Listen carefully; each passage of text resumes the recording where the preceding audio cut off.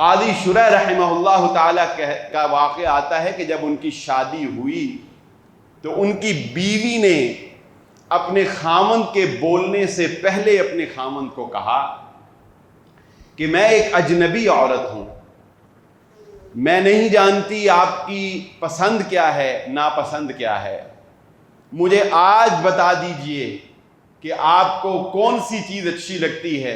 اور کون سی چیز بری لگتی ہے، زندگی بھر آپ کو شکایت کا موقع نہیں دوں گی۔ اور پھر قاضی شرح رحمہ اللہ کہتے ہیں 20 سال گزر گئے، 20 سالوں میں مجھے صرف ایک مرتبہ اپنی بیوی کے اوپر غصہ آیا، اس میں بھی مجھے لگتا تھا کہ میرا ہی قصور ہے۔ اس طرح سے خواتین نے، سلف صالحین کی خواتین نے اس طرح اپنے خامندوں کی خدمت جو ہے وہ بجا لائی۔ اس لیے تربیت کا